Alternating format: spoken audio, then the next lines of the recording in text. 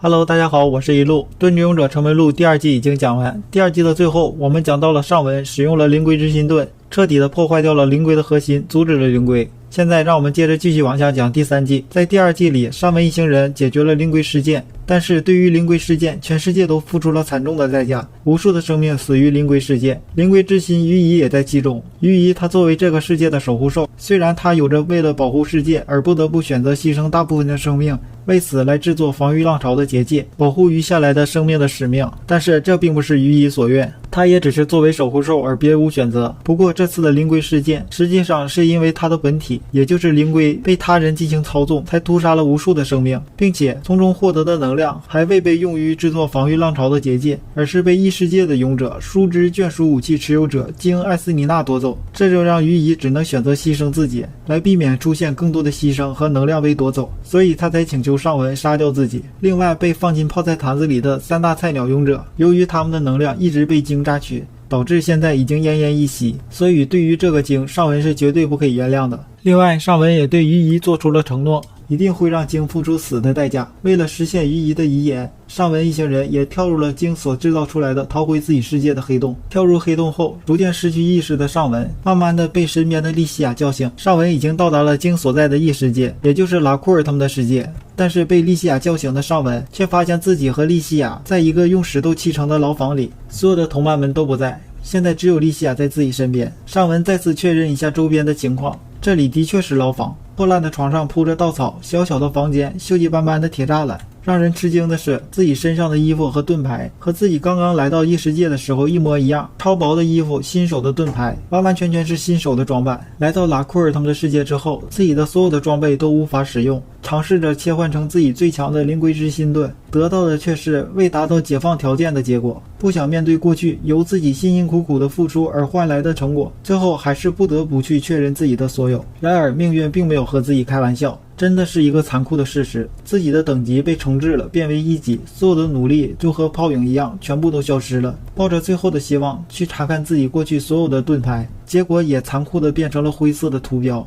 显示着未被解放。目前留下来的仅仅是手上只有防御力3的小盾牌，属性是传说中武器初心者盾牌什么什么什么2世，貌似和拉库尔他们的武器一样的名字。最后的希望，上文看向了莉西亚，她那快哭出来的脸证明了一切，他和自己一样被重置了等级。不管怎么说，先逃离这里，去找其他人。上文突然想到了些什么，再次确认查看奴隶纹是否存在。奇迹发生了，奴隶纹并没有消失，但是除了莉西亚之外，全部都是奴隶纹检测圈外，无法利用奴隶纹追踪其他人的所在地。虽然刚刚来到拉库尔他们的世界，但是也不能一直待在这里。另外也不能排除是鲸把他们关起来的，但是还是要想办法离开这里。上文正在思考着用自己制作饰品的手法能否打开门的时候，莉西亚出于好奇的轻轻推了一下铁栅栏的门，门被推开了。由此得知这个牢房根本就没有上锁。上文表示也不能一直待在这里，出去找找看吧，也许能找到其他人。同样上文又表示自己没有任何的攻击手段，只能保护莉西亚，所以遇到什么情况就要靠莉西亚去战斗。走出了牢房，上文打头阵，而莉西亚则战战栗栗地跟在后面。两人在阴暗潮湿的牢房里摸索着，刚刚走出牢房后就发现了一个奇特的牢房。那个牢房感觉好像是为了便于生活似的，不仅各个方面都整理得井井有条，床上还铺着厚实的褥子，另外还有一个沙发，除此之外还有炉灶和储存的食物的袋子，感觉就好像是用一间实质的牢房改装成的起居室。上文二人一边呼喊着大家的名字，一边确认着奴隶纹的反应。不知道到底摸索了多久，终于发现了一个疑似跳跃空间的圆形拱门，里面有着五颜六色的气泡在漂浮。从游戏的角度来看，它就是一个传送装置。上文强行地拉着害怕的莉西亚进入了圆形拱门，随着强光的亮起，当两人再一次睁开双眼时，眼前的一切让两人惊呆了。前方晴空万里，白色沙滩，一望无际的大海，毒辣的阳光，但是两人根本就没有时间享受这一切。面对的是前方的大海，所以两人只能选择顺着沙滩移动，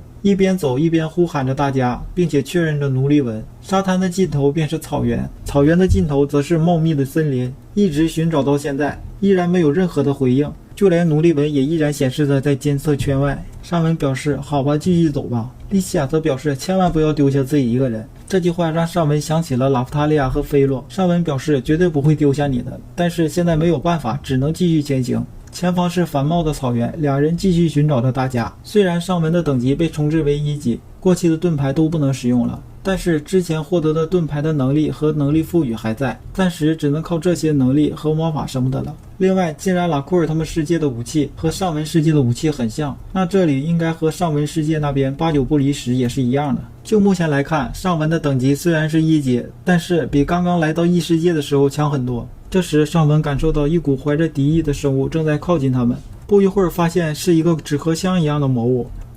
名字叫白香怪，第一次见到这种魔物。受到攻击的上文立刻抓住它，询问着莉西亚知不知道这是什么魔物。但是在所有同伴中最博学多识的莉西亚表示也不知道。现在看来已经可以明确的证实了，他们两个人的确来到了另一个世界。上文看到被自己抓到了白香怪，他正在反击，不断的狠咬着自己的手，而自己却毫无感觉，这让上文想起来刚刚到达异世界时那些击杀的气球怪。看来这个魔物也和气球怪一样，是给新手用来升级的杂鱼怪。上文开始像当年教连肉的拉夫塔利亚战斗的时候一样，抓起了白香怪，向莉西亚举起来，让莉西亚对其进行斩杀。和气球怪一样，他也发出了砰的一声，随后变成了一个被折叠起来的纸壳箱，眼睛出现了 X 型。莉西亚获得了15点经验值，虽然是个杂鱼，但是这明显比气球怪获得的经验要更多。莉西亚表示这个怪有点硬，过去上文和年幼的拉夫塔利亚一起战斗过，莉西亚虽然笨手笨脚的，但是比起当年的年幼的拉夫塔利亚更靠谱一些。上文和之前一样强化自己，将白香怪放入自己的盾牌进行吸收。诛心者白色小盾已被解放，装备奖励防御力2。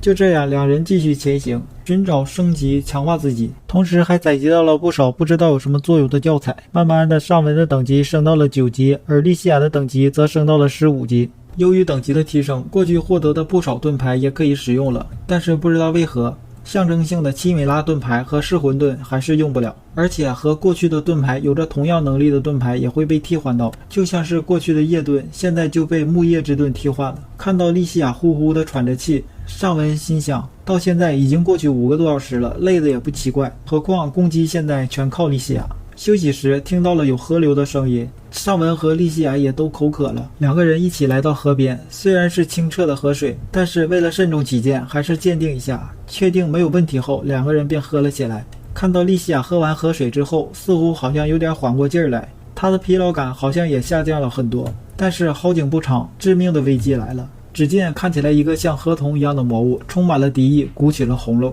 一看便知道那是准备攻击的架势。上文立刻释放了空气盾在他面前，他所放出来的高压水炮咣当一声命中了空气盾，只见随着咯吱咯吱的声音，空气盾碎了，能轻松的击碎空气盾，可见这个河童不是一般的强。上文发现他又一次鼓起了喉咙，第2发高压水炮要打来了，趁着他准备的机会，上文冲上前去，而河童则张牙舞爪的挠向上文。上文用盾牌挡了下来，河童的另一只手又袭向上文，上文展开了2重盾挡住了他。与此同时，上文喊着莉西亚赶快展开攻击，但是面对这种情况，莉西亚总是惊慌失措，好不容易才反应过来，对河童展开了攻击。但是河童出乎意料的强，丝毫没有受到什么伤害和被打倒的迹象。这时更大的危机来了，又有一只河童在攻击上文的后背，通过剧烈的疼痛感，想必上文的后背已经开花了。上文表示目前的等级不足以和他们对抗，同时喊出了快跑。不过这个时候发现了第3只河童的出现，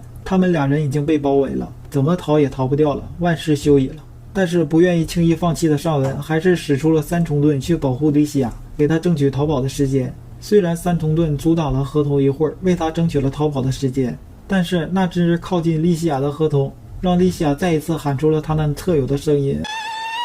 就在没有任何办法能解决此事时，主角光环亮起，雪花线。一个在上文记忆中从来没有什么印象的声音传了过来，上文身后的河童4分5裂的挂了，随之便是上文身前的河童以及正在攻击莉西亚的那只河童。技能魔法，上文思考着，这时一个小女孩的声音传了过来，没事吧？回过神来的上文首先看到的是一双要强的眼睛，瞳色是偏浓的棕色，皮肤有着健康的色泽，白里透红，紧致柔滑，容貌端正，大概是12、13岁左右，刚入学的初中生身高。从表情或气氛来看，他的年龄或许比看上去的要大。褐色的披肩长发，头上扎了2个高位短马尾。不同于那要强的气氛，似乎是她的服装，里面是黑色的洋装礼服，肩上披着一件磨得稍稍露出了织纹的黑色和服，腰上别着的好像是鱼竿。从发型、服装、长相来看，是个漂亮的女孩子。这时女孩子开口说道：“一不留神就变成这种情况了，既然跑到这种地方来，搞不好会死啊。”